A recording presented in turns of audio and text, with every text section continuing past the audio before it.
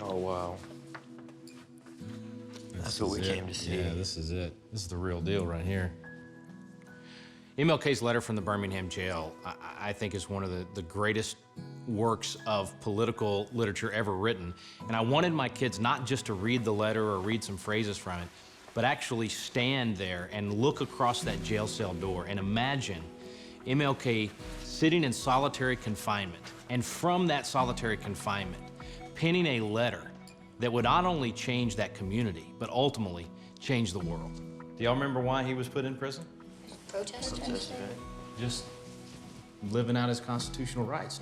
I mean, we take it for granted today. We get to speak freely what we believe.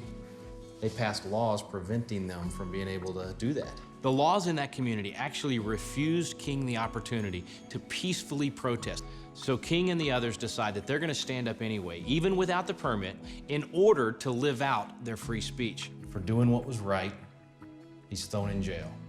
And other pastors put a letter out, in fact, they've got a copy of it right here, where these pastors said that what he was doing was wrong. So instead of coming to his defense, they speak out against him. And somebody sneaks that newspaper in, and he starts reading that letter from behind that jail cell door. When he responds, it's unbelievable. It's one of the most passionate, articulate, succinct, and effective works of political literature in our nation's history. I really think it compares to Jefferson's words in the Declaration, Madison. Wow. I mean, he has to draw from the wealth of knowledge in his mind, the library of his mind, all the people he had read, all the people he had studied. He starts quoting from St. Thomas Aquinas, he's quoting from Jefferson, he's quoting from Socrates, he's quoting from the Bible. And there's a Bible verse actually that talks about knowing the word and knowing your faith so that when it's tested, you'll be able to give an answer, you know.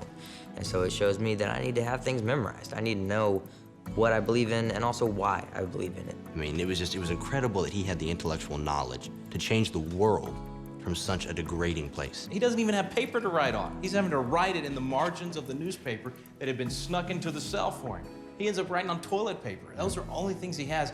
And yet, even from that jail cell, even on those kinds of pieces of paper, he's able to move people emotionally, and it changes the world. I mean, the law changes as a result of what he is able to do. I'm amazed by it, and I'm amazed by the fact that it happened on the other side of that jail cell door. I don't think there's been a weapon formed in the history of the human race that's been more powerful and more deadly than the truth.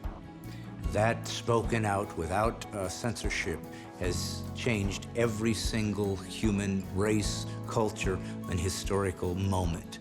That guy in that jail cell made me a better American.